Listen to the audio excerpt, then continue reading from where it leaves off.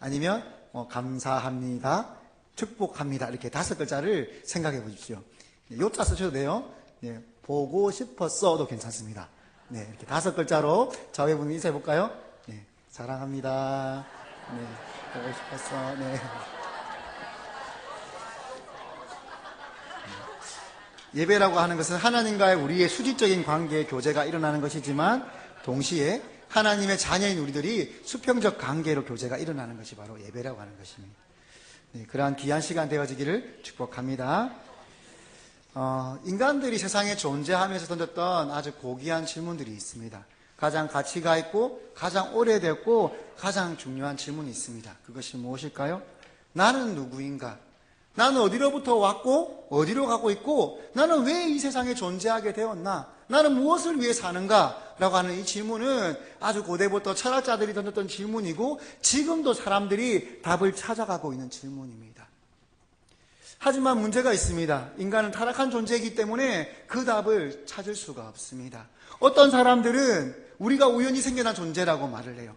인간이란 존재는 원래 생명이 존재하지 않았는데 이 물질들 가운데 우연의 일치로 아주 작은 미생물이 생겨났고 서서히 이것들이 발전해서 많은 동물들이 되어졌고 극도로 발달한 인간이라는 존재가 되었다고 믿는 거예요. 그걸 뭐라고 하죠?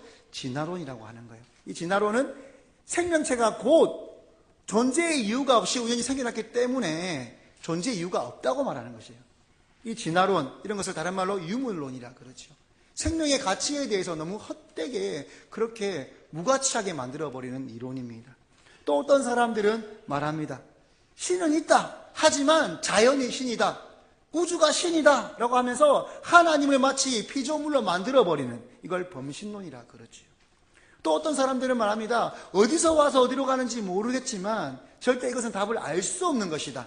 인간은 알 수가 없다. 그것을 불가지론이라 그래요. 알 수 없다. 또 어떤 사람들은 말합니다. 계속해서 반복된다. 이 세상은 영원토록 똑같은 것이 반복되어진다. 라고 말하는 사람들이 있습니다. 인간들이 왜 이렇게 답을 찾지 못할까요? 왜냐하면 우리는 타락한 존재이기 때문이에요.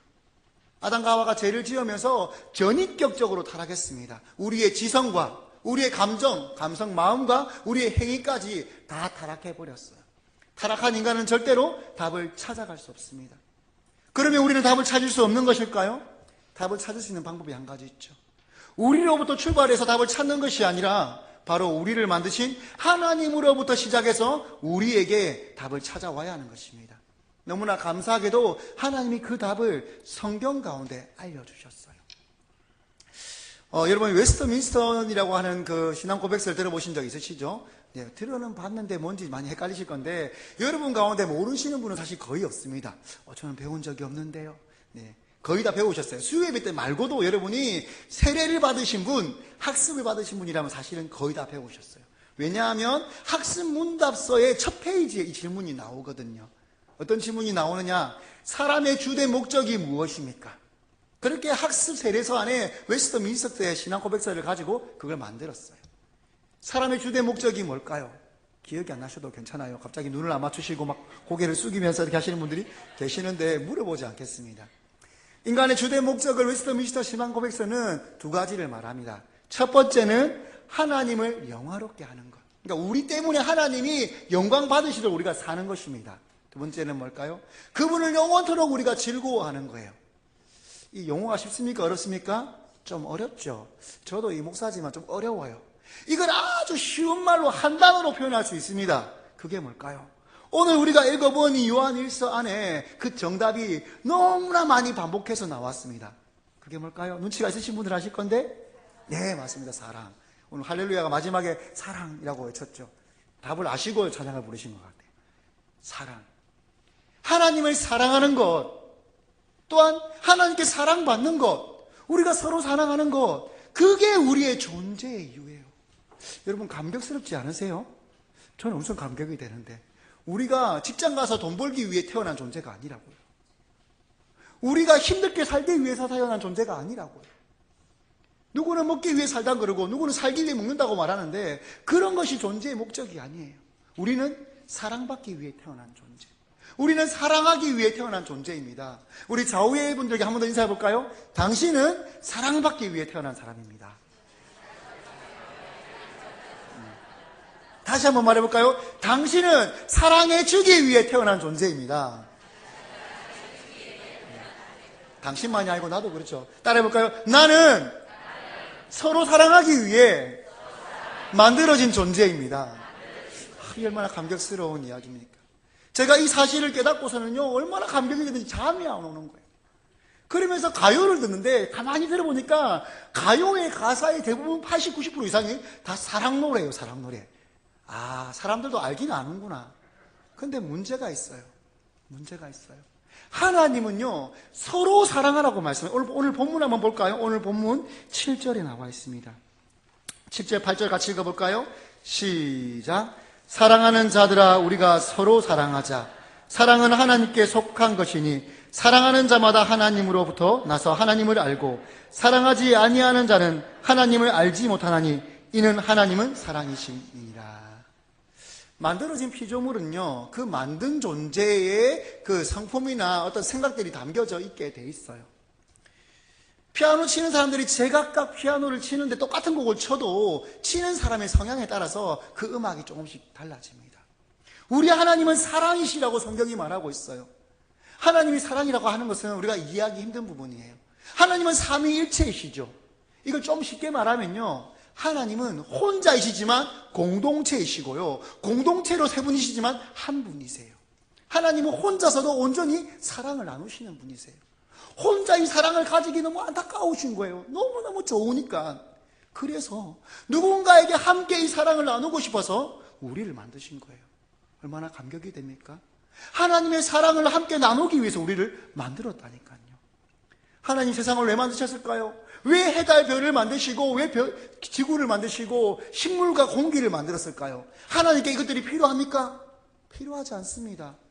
하나님은 창조주이신데 무한한 능력을 가지신 분인데 하나님께서 세상을 만드시는 일이 어려운 일이었을까요? 쉬운 일이었을까요? 네, 쉬운 일이에요. 쉬운 일. 근데 하나님이 세상을 만들면서 이렇게 말씀하셨어요. 보시기에 좋았더라. 아, 이쁘다 저거. 내가 만들고 보니까 참 이쁘네. 보기 좋네. 하나님 왜 이런 말씀하셨을까요? 제가 전에도 여러 번 말씀드린 적이 있는데, 제가 첫 아이를 가져서 놓기 전에, 제가 가진 건 아니죠. 저희 아내가 가져서 놓기 전에 출산 준비를 하는데 아들이라는 얘기를 듣고 이제 그 옷하고 신발 이런 걸 미리 샀어요. 그리고 아기가 입기 전에 빠른다고 해서 제가 그거를 손으로 이렇게, 제 옷도 안 빠는데 아기 옷을 손으로 막 빨아가지고 빨래터에 넣으려고 이렇게 탁 털어서 탁 넣어놓는데, 그 빨래를 보는 순간 저도 모르게 갑자기 마음이 울컥하면서 눈물이 막 나려고 하는 거예요. 왜 그랬을까요? 제가 빨래를 너무 잘해가지고, 그 옷이 너무 이뻐가지고 그랬을까요? 왜 그럴까요? 그 옷을 입을 그 아기를 생각하니까 막 가슴이 뭉클뭉클하는 거예요. 우리 하나님이 세상을 만드시는 일이 너무 쉬운 일이었고 하나님에게는 당연한 일이에요. 근데 왜 보기에 좋다고 하셨을까요? 그 세상을 선물로 받을 우리들을 생각하니까 너무 감격이 되시는 거예요. 하나님은 우리를 사랑한다는 그런 거예요. 하나님 우리를 생각만 해도 가슴이 뭉클거리시는 거예요. 성경에 뭐라고 되어 있습니까? 내가 너를 향한 사랑을 참을 수 없다라고 성경에 기록되어 있지 않습니까? 내가 잠잠히 사랑하고 큰 소리를 쳐 너를 사랑한다고 구약 성경에 기록되어 있지 않습니까? 그런데 문제가 있어요. 하나님은 우리에게 서로 사랑하라고 말씀하셨어요. 너희가 서로 사랑해라. 나를 사랑하는 게 아니라 상대를 사랑하는 게 서로 사랑하는 거죠. 우리는 먼저 만들어질 때 처음에는 하나님을 사랑하고 또한 우리가 이웃을 사랑하도록 만들어졌어요. 처음부터. 나를 위한 사랑이 아니라 타인을 위한 사랑. 그게 우리의 사랑의 원래 모습이었어요. 그런데 인간이 타락했습니다. 이기적 존재가 되었어요. 남을 사랑하는 존재에서 나를 더 사랑하는 존재로 그만 변하고 말았습니다. 아담과 하와가 무슨 죄를 지었습니까? 그들이 한 행위가 무엇입니까? 뱀이 말했죠. 이 선악과를 먹으면 하나님처럼 된다. 그러니까 어떻게 했습니까? 하나님이 필요 없는 존재. 아, 나 이제 하나님 필요 없어. 하나님처럼 될 거야. 그리고는 선악과를 따먹어 버린 거예요. 하나님보다 누구를 더 사랑하게 된 거죠? 나를 더 사랑하게 된 거예요. 이거를 따서 입에다가 넣고 씹은 그 순간이, 입에서 먹은 그 순간이 죄가 시작된 것이 아니라 하나님보다 나를 더 사랑하려고 결정 내린 그 순간, 그때부터 우리의 죄가 시작된 거예요. 죄를 지은 인간의 모습이 어떻습니까? 사랑의 하나님과 함께 할 수 없는 분리된 존재가 되어버렸어요. 그들이 뭐라고 핑계합니까? 아담의 핑계를 들어보십시오. 하나님께서 물었습니다. 아담아, 너 왜 숨었느냐? 너 왜 그걸 먹었느냐? 아담이 뭐라고 합니까? 하나님이 만들어준 저 여자가 먹으라고 했습니다. 지금 누구 핑계를 하고 있죠? 하나님 핑계. 하나님이 저 여자 안 만들었으면 내가 안 먹었을 거 아닙니까? 또 저 여자가 먹으라고 안 했으면 내가 안 먹었을 거 아닙니까? 타락한 인간은요, 자기를 위해서 남에게 피해를 입히는 존재가 되어버렸어요. 하와는 뭐라고 합니까? 하나님이 만드신 뱀이 먹으라 그랬어요. 하나님 왜 뱀을 만들어가지고 우리가 타락하게 만드세요? 뱀 핑계를 대죠. 그게 타락한 인간의 모습이에요. 남보다 나를 더 사랑하는 존재, 이기적인 존재, 그것이 바로 타락한 우리들의 모습입니다. 하나님의 마음이 어땠을까요? 하나님은 우리에게 하나님을 사랑하라고, 서로 사랑하라고 우리를 만드셨는데, 그게 창조의 목적이었는데 그걸 버리고 자기만을 사랑하는 타락한 존재가 되어버린 우리를 볼 때 하나님 마음이 어땠을까요? 가슴이 찢어지도록 아프셨어요. 너무너무 괴로우셨어요. 성경을 보다 보면 참으로 이해할 수 없는 내용들이 종종 나옵니다. 신학자들도 해결하지 못한 여러 가지 질문들이 있어요. 그 가운데 하나가 뭐냐? 바로 선악과예요. 선악과. 하나님이 왜 선악과를 만들어가지고 그거 안 만들었으면 안 먹었을 거 아니에요. 왜 그걸 만들어서 먹게 하셨을까? 선악과를 먹게 하신 이유는 우리가 알 수 없지만 그것을 먹음으로 말미암아, 우리가 타락함으로 말미암아 분명하게 증명되어진 것이 한 가지 있습니다. 우리 로마서 5장 8절로 한번 가보겠습니다. 성경을 한번 펼쳐볼까요? 로마서 5장 8절 말씀 우리 같이 한번 봤으면 좋겠습니다. 신약성경 245페이지 정도에 나와 있습니다. 로마서 5장 8절 같이 읽어보겠습니다. 시작. 우리가 아직 죄인 되었을 때 그리스도께서 우리를 위하여 죽으심으로 하나님께서 우리에 대한 자기의 사랑을 확증하셨느니라. 우리의 사랑은 어떻게 하셨다고요? 확증입니다. 확정이 아니에요. 확정과 확증의 차이가 뭘까요? 확정은 확실히 정한 거예요. 그러니까 예수님을 죽이면서 우리를 구원하겠다고 정하신 건데 확정이 아니라 확증입니다. 확증은 뭘까요? 확실히 증명하신 거예요. 증명하다는 뜻이에요, 이 단어가. 그러면 예수님을 죽이면서 우리의 사랑을 증명했다면 우리를 구원하려고 언제 결정을 내리신 걸까요? 예수님을 죽일 그때입니까? 아니에요. 에베소서 1장의 4절에 보면 창세 전부터 우리를 구원하겠다고 택하셨다고 나와 있습니다. 예수님을 죽인 것은 그 사랑을 증명하신 거예요. 선악과를 먹지 않았다면 하나님은 우리를 사랑한다고 생각했겠지만 얼마나 사랑하는지를 몰랐을 거예요. 하지만 우리가 죽을 수밖에 없는 죄인이 되었을 때 하나님의 아들 대신으로 죽이심으로 말미암아 우리를 얼마나 사랑하시는지가 증명된 거예요. 이 얼마나 놀라운 사랑입니까? 이 얼마나 감사한 사랑입니까? 오늘 본문 가운데서도 그 얘기를 하고 있습니다. 9절부터 11절까지의 말씀인데요. 11절에 보면은 예수님의 사랑을 받은 우리들에게 우리가 사랑하라고 말합니다. 제가 9절부터 11절까지 말씀을 한번 읽어보겠습니다. 하나님의 사랑이 우리에게 이렇게 나타난 바 되었으니 하나님이 자기의 독생자를 세상에 보내심은 그로 말미암아 우리를 살리려 하심이라. 사랑은 여기 있으니 우리가 하나님을 사랑한 것이 아니요 하나님이 우리를 사랑하사 우리 죄를 속하기 위하여 화목 제물로 그 아들을 보내셨음이라. 사랑하는 자들아, 하나님이 이같이 우리를 사랑하셨은즉 우리도 서로 사랑하는 것이 마땅하도다. 우리가 먼저 용서를 구했다고요? 우리가 먼저 하나님께 사랑으로 돌아갔다고요? 아니에요. 우리는 여전히 죄인이었고 우리는 아직 회개하지 않았는데 하나님이 먼저 우리에게 사랑을 증명하셨습니다. 어떻게 해요? 자기 아들을 죽이면서. 오늘 보면 마지막 11절 마지막 부분에 보면 사랑받은 우리들이 하나님을 사랑하는 것이 마땅하다고 나와 있습니다.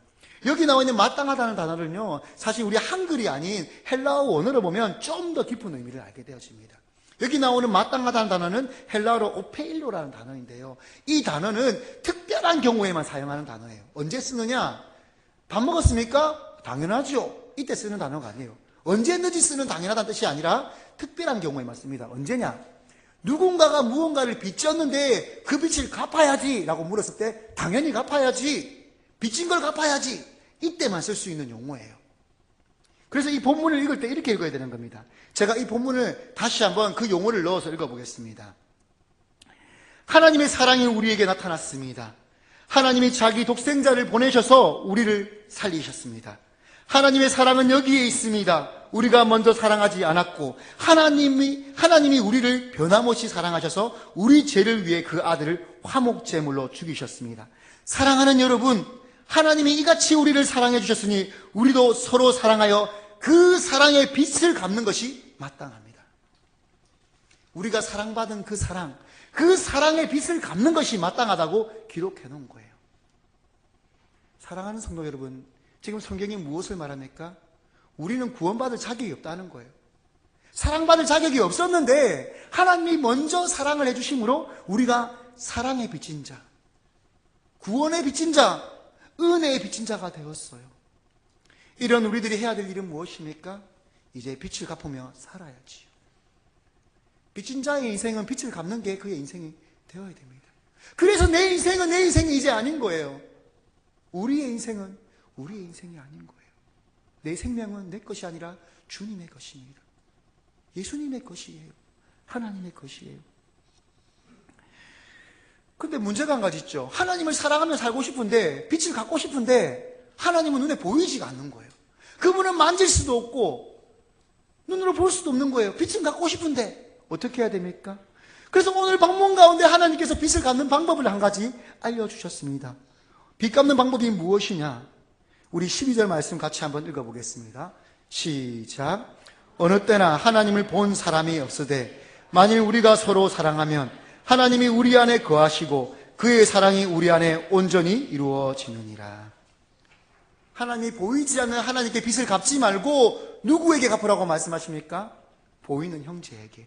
20절, 21절 같이 한번 읽어볼까요? 마지막에 있는 두 구절입니다. 시작. 누구든지 하나님을 사랑하노라 하고 그 형제를 미워하면 이는 거짓말하는 자니 보는 바 그 형제를 사랑하지 아니하는 자는 보지 못하는 바 하나님을 사랑할 수 없느니라. 우리가 이 계명을 주께 받았나니 하나님을 사랑하는 자는 또한 그 형제를 사랑할지니라. 하나님 우리에게 말씀하십니다. 빚진 너희들아, 그 빚이 갚아야지. 근데 나는 너희에게 사랑받지 않아도 모든 것이 충분해. 나는 아쉬운 것이 없어. 너희는 그 빛을 너희 눈에 보이는 형제들에게, 이웃들에게, 가난한 영혼들에게 갚았으면 좋겠다 라고 말씀하시는 거예요. 사랑하는 성도 여러분, 사랑하며 사십니까? 빛을 갚으며 살고 계십니까? 우리는 이렇게 생각할 수 있어요. 나는 자녀를 사랑합니다. 아내를 사랑합니다. 형제를 사랑합니다. 우리는 마땅히 사랑할 사람들을 사랑하며 삽니다. 근데 우리 주님은요, 그 정도의 빛을 갚으라고 말씀하시는 게 아니에요. 요한일서를 한 장 더 넘겨서 뒤로 넘어가면 5장에 하나님이 우리가 빛을 갚아야 될 방법을 한 가지 말씀하시는데 뭐라고 말씀하시느냐? 16절 말씀, 5장 16절 말씀 우리 같이 한번 읽어볼까요? 5장 16절입니다. 시작. 누구든지 형제가 사망에 이르지 아니하는 죄 범한 것을 보거든 구하라. 그리하면 사망에 이르지 아니하는 범죄자들을 위하여 그에게 생명을 주시리라. 됐습니다. 자, 우리 예수님께서 하나님께서 말씀하시는데 형제가 사망에 이르지 아니하는 죄를 지은 것을 보면 그를 위해서 기도하라고 말씀하세요. 그런데 이 사람이 무슨 죄를 지었느냐? 이게 문맥상 알고 보면요, 남에게 지은 죄가 아니에요. 바로 나에게 지은 죄를 말하는 거예요. 누군가가 나에게 피해를 입히고 누군가가 나에게 상처를 입히고 누군가가 나를 괴롭게 만드는 거예요. 내가 너무 그 사람 미워 죽겠는 거예요. 근데 뭐라고 말씀하십니까? 그 사람의 죄가 사해지도록 기도하라. 하나님께 용서해달라고 기도하라는 것은 무슨 의미입니까? 내가 용서하라는 거예요. 내가 용서하라는 거예요. 우리가 탕감받은 빚이 보통 빚입니까? 우리가 주님에게 어떤 존재였죠? 원수였어요. 원수. 우리 예수님 말씀하셨죠. 원수를 사랑하라. 주님께서 말씀하십니다. 너희가 너희를 사랑하는 자를 사랑하면 무슨 상이 있으리요? 세리도 이같이 아니하느냐? 나는 너희에게 이르노니 너희 원수를 사랑하며 너희를 박해하는 자를 위하여 기도하라. 이같이 한즉 하늘에 계신 너희 아버지의 아들이 되리라. 우리가 마땅히 사랑할 만한 사람을 사랑한다면 그것은 빚 갚는 것이 아니에요. 내가 자연적으로 하는 것이지요. 주님이 우리를 위해서 하신 일이 무엇입니까? 원수를 위해서 죽으신 일이에요. 원수를 위해서 아들을 죽이신 거예요. 여러분이 너무 미워 죽겠는 사람이 있는데 그 사람을 위해서 여러분 자녀를 죽일 수 있겠습니까? 우리가 그런 사랑을 받았다니까요. 그래서 우리에게 그런 정말 감당할 수 없는 사람을 사실은 요구하시는 거예요. 그런데 놀라운 이야기를 하세요. 우리가 그런 사랑을 할 때 어떤 일이 일어나느냐? 그런 사랑을 할 때 우리에게 놀라운 일이 두 가지 일어난다고 하나님 말씀하십니다. 그게 뭐냐? 오늘 본문 가운데요, 사랑이라는 단어가 수없이 등장해요. 사랑하라, 사랑하라, 사랑하라, 사랑. 성경에서 가장 사랑이라는 단어가 많이 나오는 장이 어디냐? 네, 우리는 고린도전서 13장이라 생각할 수가 있어요. 사랑장이 팍 떠오르시죠? 네, 사실 그 장이 아니고 거기서는 고전 13장에서 나오는 횟수보다 사실 오늘 요한 1서에서 훨씬 더 많이 등장합니다. 여기에서는 전체 31번 등장하는데요, 우리가 읽은 9절 안에서만 30번 등장을 해요. 엄청나게 많은 횟수가 등장하죠. 그런데 그것만큼이나 많이 등장하는 단어가 하나 있습니다. 그게 뭐냐? 하나님의 안에서라는 뜻이에요. 우리 안에, 하나님의 안에. 여러분, 원수를 사랑해 보신 적 있습니까? 너무 미워 죽겠는 사람을 사랑해 보신 적 있으세요? 그 사람을 위해서 죽도록 사랑하려고 예를 쓰면 우리가 깨닫게 되는 것이 한 가지 있어요. 그게 뭐냐? 두 가지를 깨닫는데, 첫 번째는 그 사람을 사랑하는 것이 너무 힘들다는 걸 깨달아요. 막 미워 죽겠는데 주님 사랑하시라니까 막 죽도록 붙들고 사랑하는 거예요. 그러면서 한 가지 깨닫게 됩니다. 내가 저 사람을 사랑하려고 애쓰는 거 보니까 내 안에 주님이 계시기는 계시는구나. 나는 저 사람을 사랑할 수 있는 능력이 없는데 이 사람 사랑하려고 발버둥치는 거 보니까 내 안에 주님이 계시기는 계시는구나. 또 한 가지가 뭔지 아십니까? 그 사람이 미워 죽겠는 그 마음이 잘 떨어지지 않는 걸 보면서 하나님이 나를 사랑하는 것도 이처럼 힘드셨구나. 우리 예수님이 십자가 지로 가는 길이 이처럼 괴로우셨구나. 내가 얼마나 큰 사랑을 받았는지를 알게 되는 거예요. 사랑하는 성도 여러분, 우리는 천국에 가면 결국 다 온전히 사랑할 존재들이에요. 그래서 하나님이 이 땅에서 먼저 서로 사랑하라고 말씀하세요. 그 사랑을 해보면 하나님의 사랑이 무엇인지 알게 되어지는 거예요. 혹시 사랑하는 성도 여러분, 남들을 사랑하기 힘든 마음이 있는데 그 마음이 전혀 거리낌이 없는 분 계십니까? 남이 미워 죽겠는데 그 마음이 걸리지 않는 분들이 계십니까? 그건 우리 가슴에 걸려야 되는 거예요. 그게 걸리지 않으면 우리에게 어떤 심각한 문제가 있는 거예요. 왜냐? 주님이 그것을 가만히 놔두시는 분이 아니기 때문이에요. 그래서 미워 죽겠는 사람이 자꾸 사랑해지려고 애쓰지 않는다면 우리는 빨리 십자가의 은혜로 돌아가야 됩니다. 회복되어져야 돼요. 그게 정상인 거예요. 이처럼 우리가 남들을 사랑하려고 애쓰다 보면 뭘 깨닫느냐? 하나님이 나를 사랑하시는 걸 깨닫게 되고요, 내가 하나님을 사랑하고 있다는 것을 깨닫게 되어져요. 내 안에 믿음이 없는 줄 알았는데 내 안에 믿음이 있긴 있었네, 내 안에 사랑이 있긴 있었네, 이렇게 고백하게 되는 거예요. 그래서 오늘 본문 가운데 나오는 겁니다. 우리가 서로 사랑하면 하나님의 사랑이 우리 안에 있다는 것을 깨닫게 된다고 성경이 말하고 있는 거예요. 그것이 바로 우리가 서로 사랑할 때 얻게 되는 첫 번째 유익입니다. 하나님이 나를 사랑하고 내가 하나님을 사랑하는, 서로 사랑하는 관계라는 것을 알게 되는 거. 자, 그러면 물어보겠습니다. 하나님이 나를 사랑하고 내가 하나님을 사랑하는 것을 알게 되면 우리가 심판날에 대해 생각할 때, 죽음의 날, 마지막 날에 대해 생각할 때 우리가 어떤 생각을 가질까요? 하나님이 나를 사랑하시는 분이면 그분이 나를 지옥 가운데 보내실까요? 절대 보내지 않는다는 확신이 들 겁니다. 그 얘기가 오늘 본문 뒷부분에 나옵니다. 17절부터 18절까지 말씀 우리 같이 한번 읽어보겠습니다. 17절부터 18절입니다. 시작. 이로써 사랑이 우리에게 온전히 이루어진 것은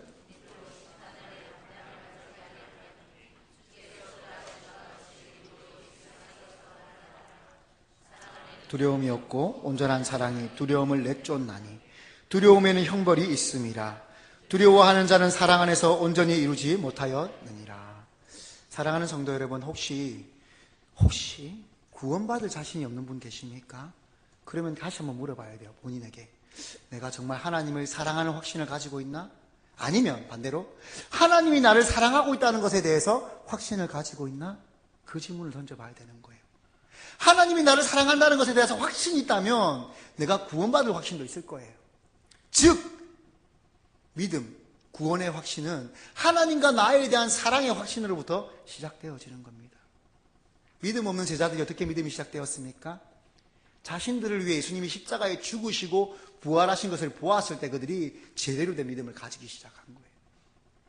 사랑하는 성도 여러분, 구원의 확신이 없거나 혹은 하나님의 사랑이 느껴지지 않는다면 죽도록 여러분 옆에 있는 다른 사람들을 사랑해 보세요. 그러면 내 안에 사랑이 있는지 없는지, 믿음이 없는지 깨닫게 될 겁니다. 제가 한 번은 청년들을 데리고 시골 전도를 간 적이 있었어요. 저기 의령 지역에 있는 곳에 가서 마을마다 다니면서 전도를 했는데, 그 지역이 이제 경남 합천 부근이라서 저희 나라에서는 육지 가운데 가장 복음화율이 낮은 곳이에요. 그 마을에 전도하러 가가지고 집집마다 혹은 마을회관에 들어갔는데 어르신들이 얼마나 뭐라 하는지 몰라요. 이 예수쟁이들아 가라 막 뭐라고 하는데, 우리 청년들이요 막 처음에 겁이 나가지고 막 떨면서 들어갔어요. 근데 이 청년들이요 할수록 담대해지는 거예요. 할수록. 제가 저녁에 물었어요. 혹시 오늘 이곳에 오기 전에 구원의 확신이 없었는데 이곳에 와서 구원의 확신이 생긴 사람은 손을 들어보세요. 그때 상당수의 청년들이 손을 드는 거예요. 어떻게 그것을 깨닫게 되었냐고 물었을 때 뭐라고 했을까요? 목사님, 제가요 예수님 사랑하는지 몰랐는데요 욕을 먹어가면서도 전도하는 걸 보면서 제가 예수님 사랑하는 걸 알았어요. 저 사람들이 막 저희 보고 뭐라고 하는데요, 그 사람들이 미운 게 아니라 불쌍해 보였어요. 안타까워 보였어요. 그걸 보면서 내가 하나님 사랑하는 걸 알았어요. 또 하나님이 나를 얼마나 사랑하기 위해서 괴로우셨는지를 내가 알게 되었어요. 그렇게 청년들이 고백하는 거예요. 사랑하는 성도 여러분, 사랑 안에, 서로의 사랑 안에 하나님의 사랑과 믿음의 확신이 생겨남을 믿으시기 바랍니다. 그러니까 우리가 할 일이 무엇입니까? 이제 우리가 할 일은 창조의 목적대로 하나님 만드신 그대로 사랑하는 존재로 돌아가야 됩니다. 그 존재로 돌아가기 시작하면 믿음의 확신도 여러분 더 강해질 수가 있어요. 그러한 귀한 성도들 되시기를 축복합니다. 한번 여러분 예를 들어 보겠습니다. 손양원 목사님이나 주기철 목사님 같은 분을 보십시오. 손양원 목사님 어떻습니까? 자기 두 아들을 죽인 사람을 용서했어요. 사형 집행되기 전에 데리고 왔어요. 근데 용서만 했습니까? 자기 양자를 삼았어요. 어떻게 손양원 목사님 안에 하나님이 계시지 않다고 우리가 말할 수 있겠습니까? 이 목사님이 그 사람을 데리고 살면서 어떻게 하나님의 사랑을 이 목사님이 경험하지 않으며 살 수가 있었겠습니까? 사랑하는 성도 여러분, 예수 그리스도를 닮은 초월된 사랑으로 하나님의 사랑에 한 걸음 더 가까워지는 우리가 되어지기를 축복합니다. 그리하여서 우리가 세상 가운데서 저 사람 보니까 정말 하나님 살아계시는구나, 예수님 살아계시는 거라는 그러한 하나님을 높여드리고 또 하나님의 기쁨이 되어지는 귀한 성도들 되어지기를 축복합니다. 기도하겠습니다. 주님, 그렇습니다. 하나님께서는 우리를 사랑하려고 만드셨고 우리에게 사랑받고 싶어서 만드셨습니다. 하나님, 우리같이 미약하고 또 죄 많은 존재들을 주님 사랑해 주시니 감사합니다. 우리가 비록 부족하지만 할 수 있는 대로 주님 사랑하기 위해서 나아가도록 붙들어 주시기를 원합니다. 주님, 우리는 하늘에 속했지만 이 땅 위에 발 디디고 살아갑니다. 죄된 육신 가운데 갇혀 있습니다. 주님, 이런 우리들에게 힘을 주시옵소서. 십자가의 은혜와 사랑으로 우리를 채워주시고 우리가 할 수 있는 대로 주님 닮아 살아가기 위해 발버둥치는 인생 되어주도록 주여 도와주옵소서. 그런 사랑을 위해 나아갈 때 주님께서 우리를 통하여 이 장전동과 금정구와 부산 땅에 예수 그리스도의 복음이 전파되어지도록 주여 축복하여 주옵소서. 예수님의 이름으로 기도드립니다.